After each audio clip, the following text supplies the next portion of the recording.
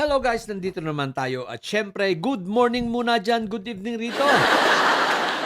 Eto ha, guys, nakikita nyo yan, 4P sa Davao Pabahay Program Condominium. What the heck? Pabahay daw ni Barbie.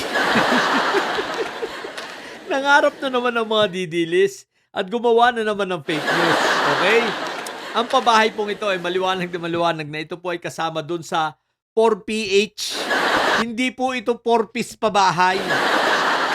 Ito po ay 4PH, no? At pabahay ito, proyekto ng Pangulong PBBM ng aming Tito Bongbong, kaya huwag kayong tatanga-tanga. Gagawa na lang kayo ng fake news. Obvious pa, ginagago nyo yung mga kapwa nyo didilis dyan. Kaya ayaw na ng mga taga Davao sa inyo eh. Kaya mismo ang mga taga Davao City, umaayaw na ngayon sa mga Duterte, particular itong si Barbie, di ba? Coffee fake news ninyo. O sabihin nyo hindi totoo kung ang mga taga Davao ay sumisimpatya pa sa inyo, sa mga Dutae, sa mga magkakapatid na may sayad, eh di sana nung nanawagan ng rally, prayer vigil rally para sa impeachment ni Inday Sayad, di sana ang daming pumunta. Ang tanong, bakit wala? Kasi nga, coffee fake news ninyo. Tsaka eto ha, si Barbie, magpapagawa ng ganyan, what the heck? Eh hindi nga kayo dyan makapagpagawa ng sarili nyong ospital eh. Ang ospital ng Davao City yung sa under ng DOH. Pero yung sabihin mong city hospital na pre-provide ng city, wala. Eh wala nga kayong college na provide ng city rin. Na ipinatayo ng Davao City, wala rin. O di ba? Hindi kagaya ng Maynila, merong pamantasan ng Maynila. O di ba? Eh kayo, meron bang ganun? Wala! Tapos sasabihin nyo may pabahay pang ganyan. Mapapatawa talaga itong mga didilis na to eh. Ang lakas mangarap eh, no? Para lang, tsaka wag nyo nang si Barbie Basti dahil wala na yan. Ayaw ng mga taga Davao City dyan.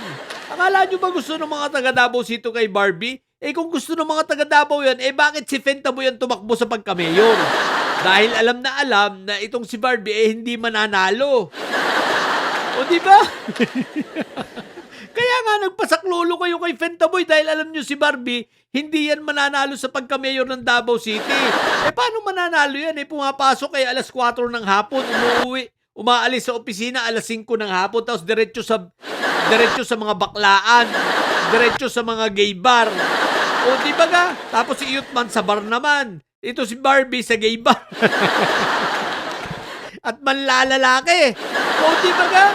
Tapos sasabihin ninyong, paano makakapagpagawa niyan? O ito pa ha, paano kayo makakapagpagawa ng ganyang mga housing ang Davao City?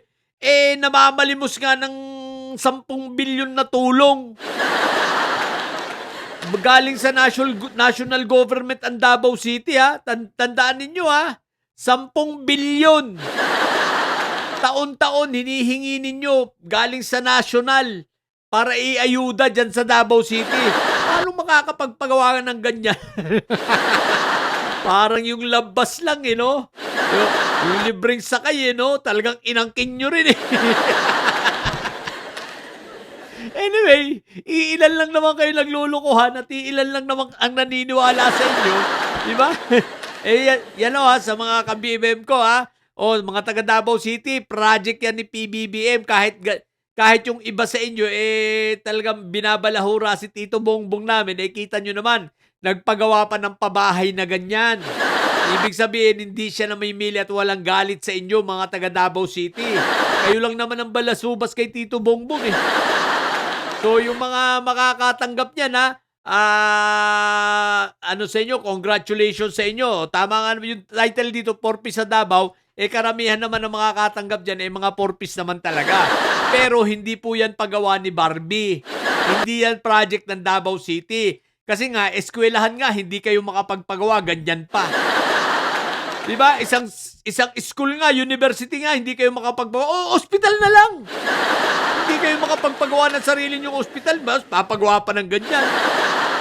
Sasabihin lang sa inyo ni Barbie, hello, sayang ang pera. Diba? What the heck? So, ilang muna sa mga bobong didilis at may saya dyan, Mag-fake news pa kayo. Manatili kayong mga bobo at may sayad sapagkat ang may sayad ay laging high blood. Bye!